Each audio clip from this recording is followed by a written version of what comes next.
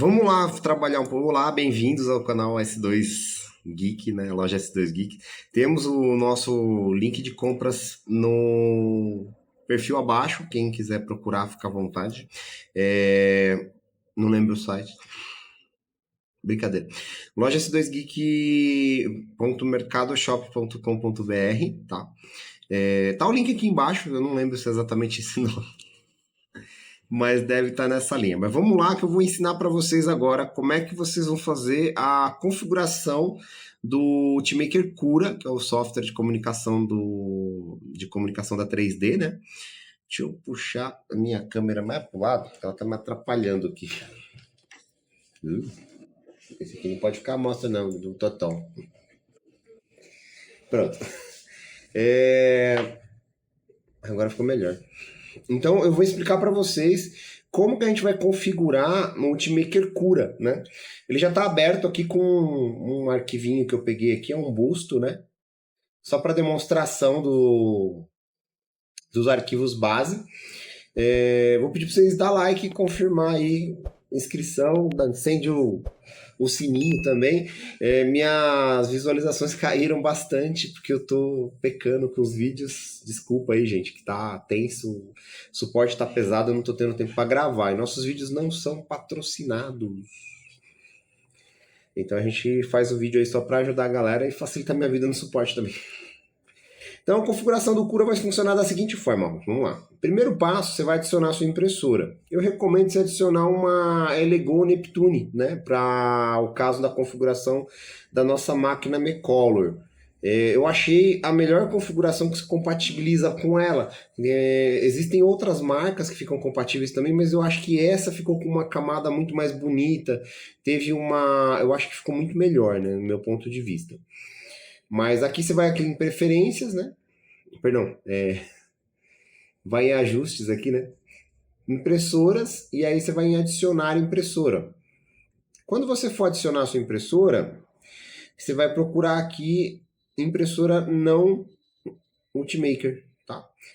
Uma impressora que não é Ultimaker, não é automática, né? E aí você vai procurar na impressora local, né? O módulo local, você vai procurar o modelo Lego, né?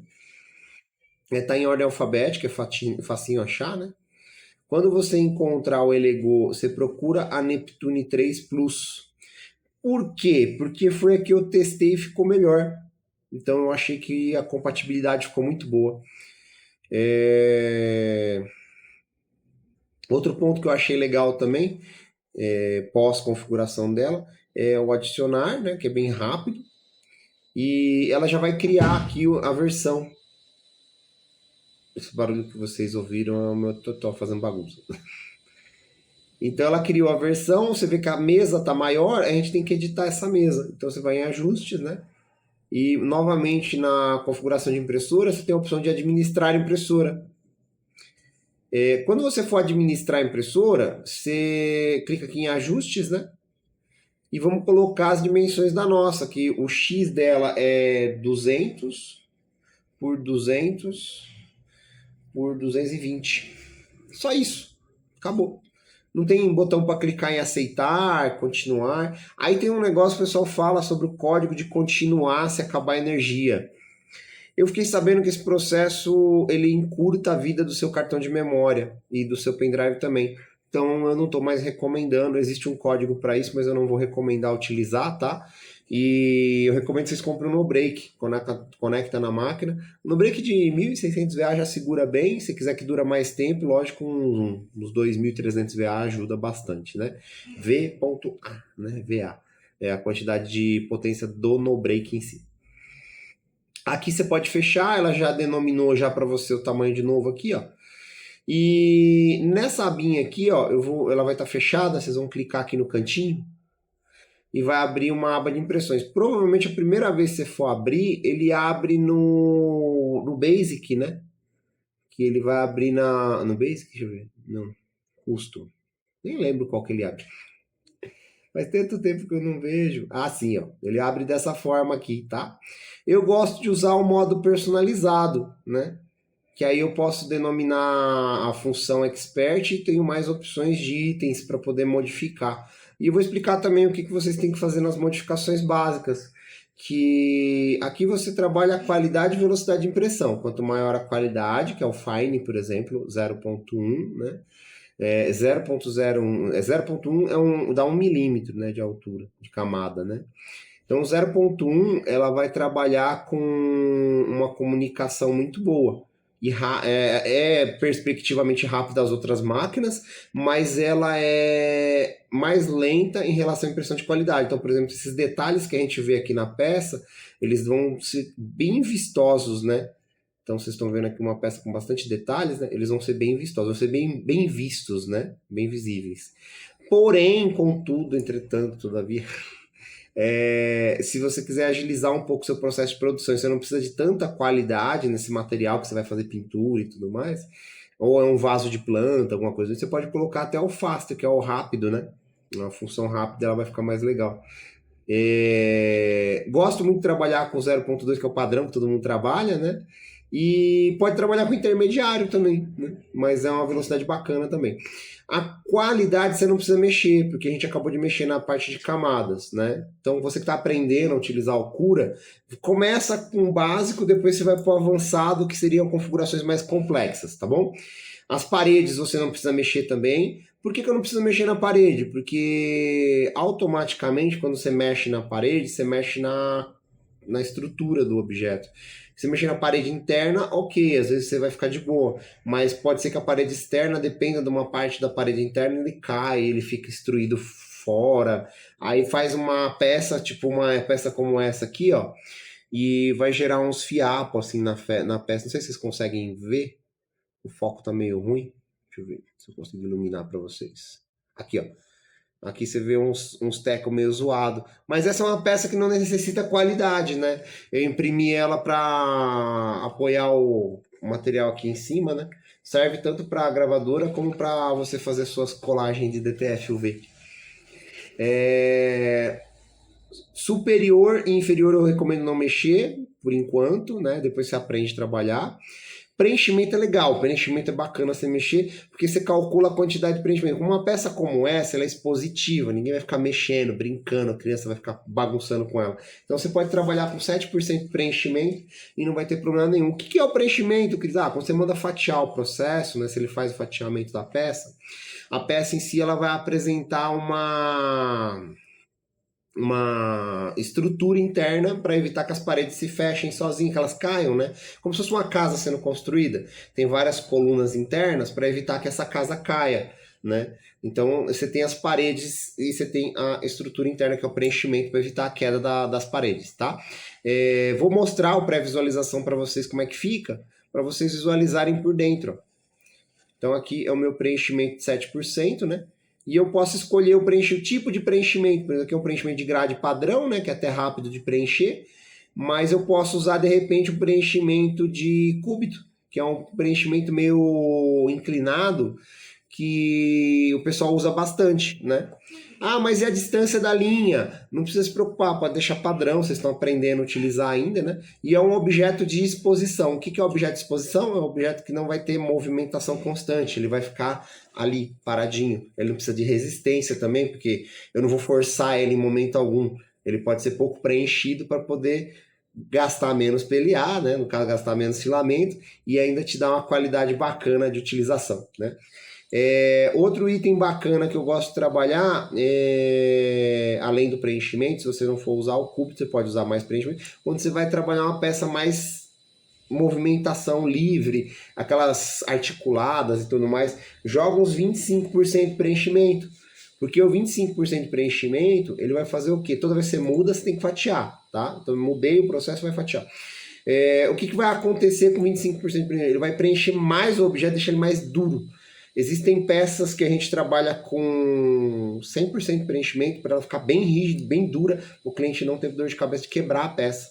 Então você vai ter esse processo que vai ajudar bastante vocês, tá? Outro item que eu gosto de trabalhar também, além do preenchimento, vou mostrar o preenchimento em 25 para vocês, né?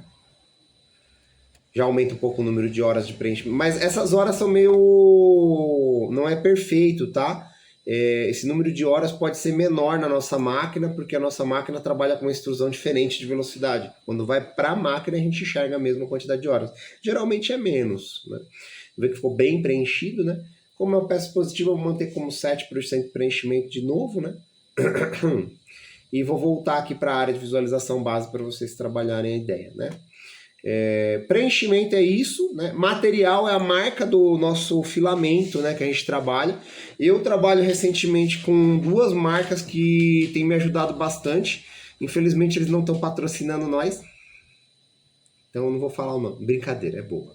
A marca é boa, chama Vult 3D. Eu vou deixar o site deles em algum lugar aqui. E temos a 3D Lab, que é uma empresa bem bacana que ajudou a gente na feira, né? Eles forneceram lá um PLA para a gente poder divulgar lá na feira para eles também. Eles emprestaram para a Mecolor, eu estava administrando as 3D, né? Acabei utilizando o PLA deles, muito bom, gostei bastante do resultado. E trabalha aí com uma faixa de 205 de temperatura, né? Aqui pode ser o seu tá 210, 220, você vai colocar 205. A temperatura de impressão.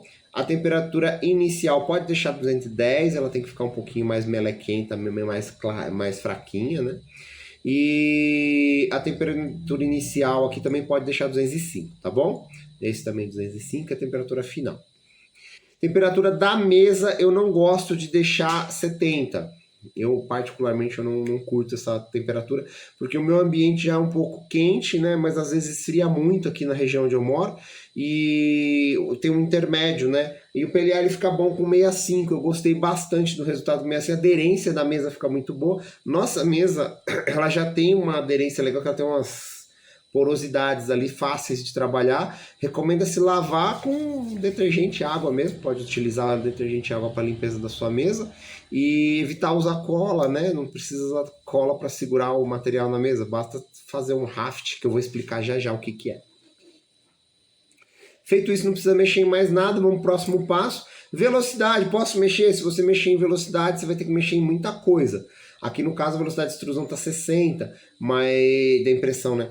Mas ele tem preenchimento, ele tem velocidade de parede, ele tem velocidade de um monte de outros itens e você tem que trabalhar assim, quando aumenta a velocidade, você aumenta a extrusão, diminui a retração, tem vários processos que tem que ser mexidos também. Então tá começando, deixa do jeito que tá, padrãozinho velocidade, né? Percurso é bacana, eu gosto de habilitar a função de habilitar retração, deixo habilitada essa função, é maravilhoso. Porque durante o processo de percurso, que ele faz uma volta, ou ele vai de um ponto a outro aqui, por exemplo, daqui para cá, ele faz uma retraçãozinha, vem para cá. Aí evita a teia de aranha, né? Spider-Man. Não vou colocar a musiquinha do Spider-Man que dá ban. Mas até então eu vou colocar o bonequinho piscando. Vamos trabalhar também a parte de refrigeração. Não necessita se preocupar, se ela tiver habilitada, deixa habilitada a refrigeração de impressão, porque ele vai trabalhar um sistema chamado ventoinha, é um ventiladorzinho que fica soprando aonde o PLA bate, onde o PLA fica, para secar ele um pouquinho mais rápido. Mas ele não pode secar demais também, porque se ele ficar muito frio, ele não adere, as camadas não se unem, né? Então a gente tem que fazer esse processo.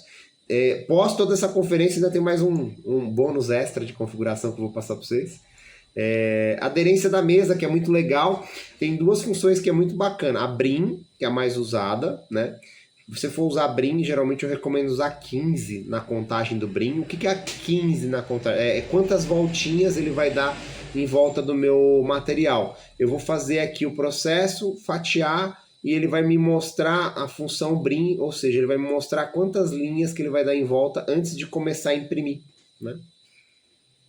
Mas até o momento vocês estão vendo que ele está imprimindo no ar, né? E a impressora não imprime no ar, não esquece disso, tá? Ela não vai imprimir no ar, ela vai imprimir sempre em cima de algo. E a gente vai trabalhar um item chamado suporte para poder visualizar isso. Existem peças que não precisam de suporte e tem peça que precisa de suporte. Vou explicar melhor quando a gente fatiar a peça. Mas aqui, ó, vocês estão vendo umas linhazinhas.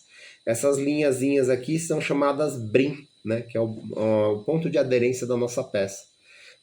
Então, eu não gosto de trabalhar com BRIM, porque eu trabalho muito com peças de precisão, que elas precisam ser bem retinhas aqui embaixo. né?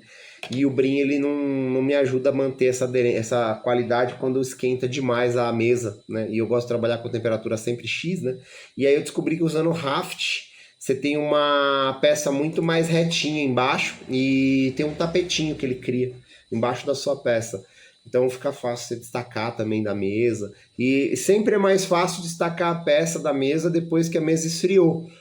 Nunca tenta destacar antes da mesa esfriar, porque dá mais dor de cabeça. Vocês vão ter mais problema nesse ponto também, tá? O que mais que eu ia fazer? Terminar de fatiar. Terminando de fatiar, ele vai fazer o raft, né? Feito o raft, ele mostra a área do raft, ó, tá vendo? É tipo uma mesinha criada aqui, ó, que ele faz como se fosse um ponto de aderência maior para me ajudar a criar a peça.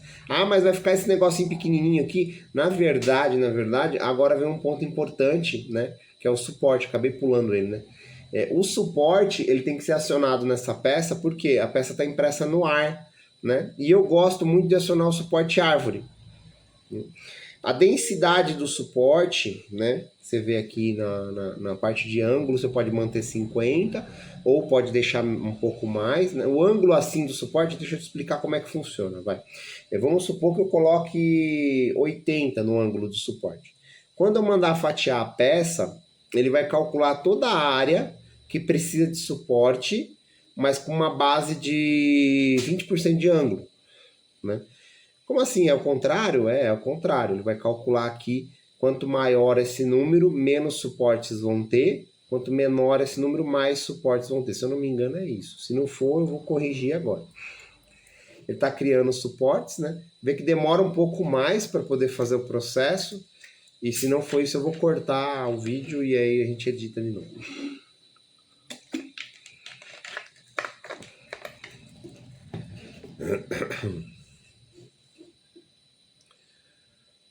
Vou dar uma pausa.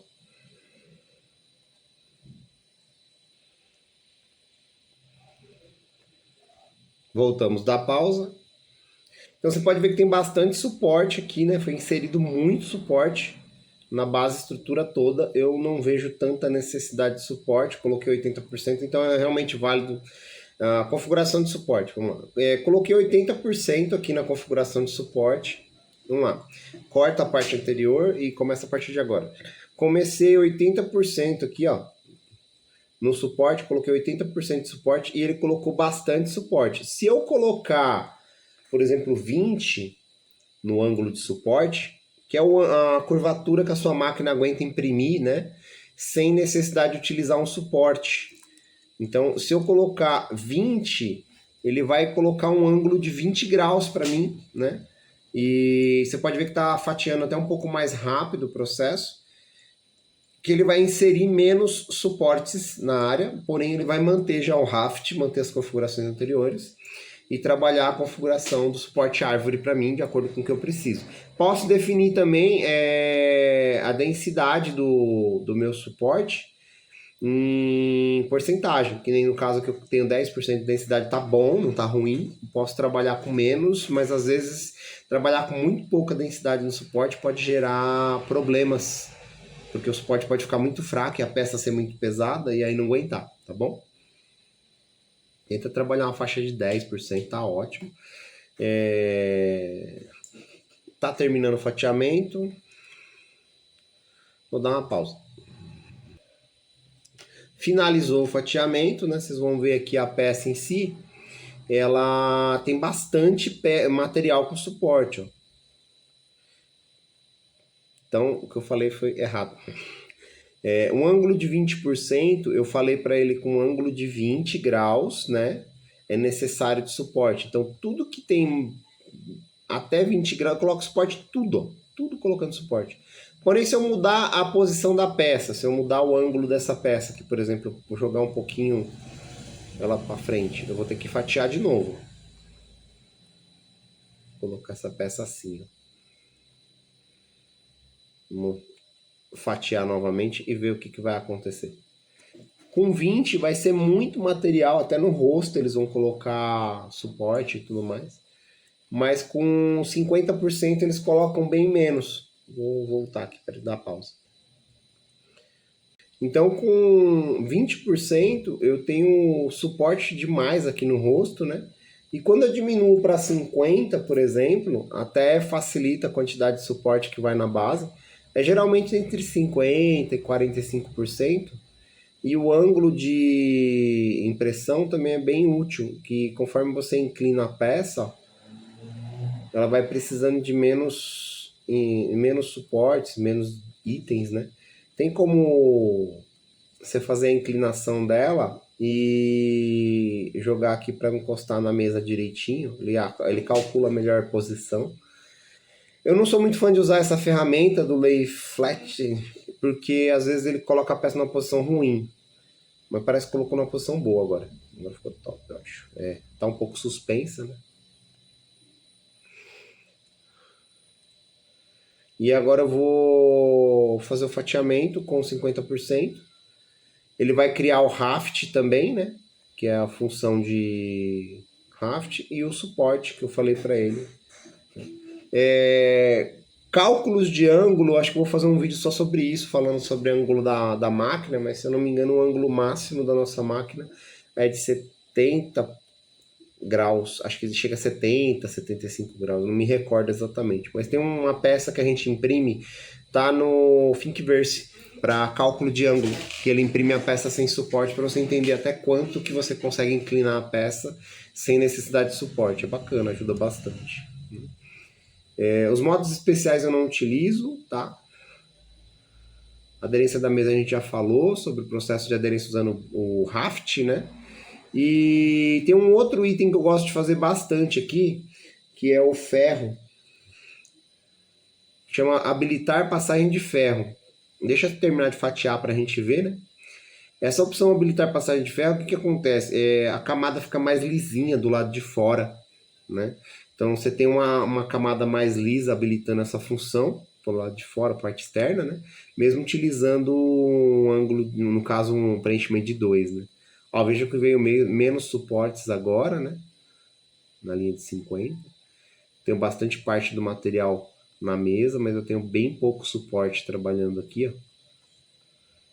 O que são os suportes? São os galhos de árvore que vão sustentar a peça quando ela estiver imprimindo no ar, né? Então, quando ela for imprimir no ar um ponto aqui específico, vocês vão ver aqui, por exemplo, na cabeça aqui, ó.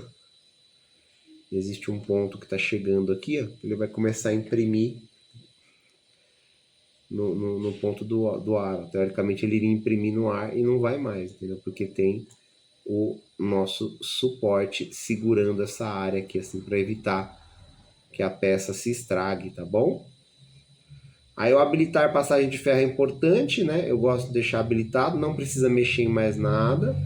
E o costura, né? Você vai colocar a opção de esconder a costura. Tem uma opção aqui, deixa eu ver. Eu acho que tá aqui. Alinhar, Z esquerda, aqui ó. Preferência do cano da costura, ocultação inteligente, que é o que eu uso aqui, tá bom? É bem legal.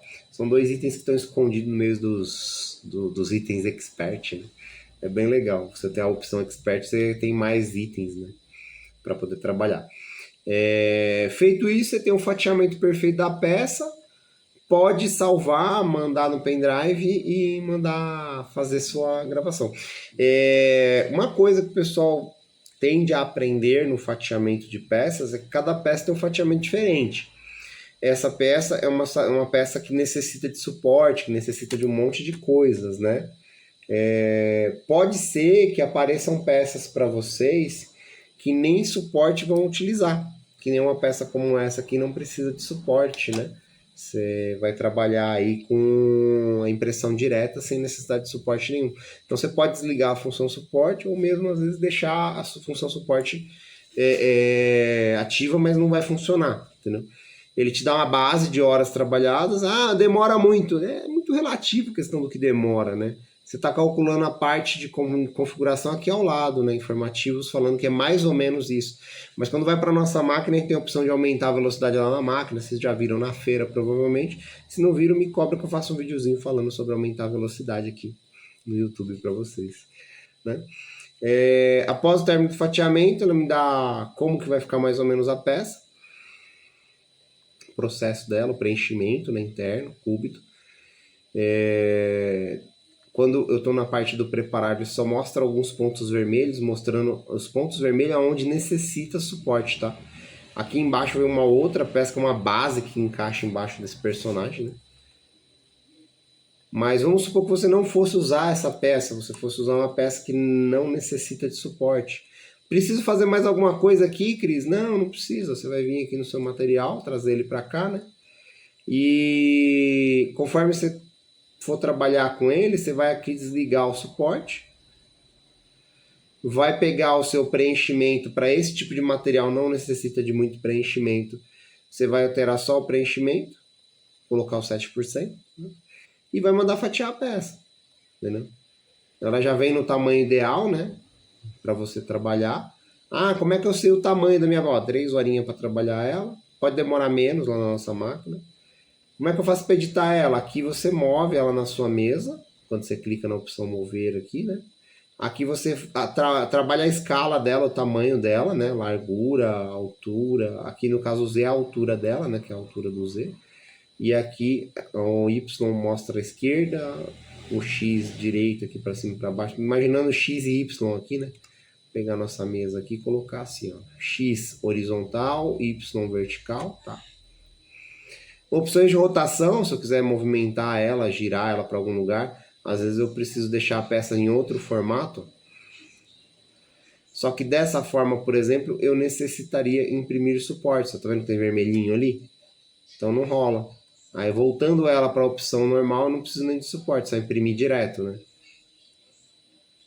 Não posso disponibilizar essa peça para vocês. Quem fabricou foi a Fabi, do abacaxi sublimático. Se ela tiver a peça para vender, qualquer coisa eu deixo o link para vocês. E algumas outras opções vocês vão aprendendo aos poucos, tá bom? Eu acho que é mais ou menos isso a configuração. Espero que tenham gostado do vídeo. E se faltou muita coisa, deixa o comentário para a gente fazer no próximo. Um abração a todos e muito obrigado.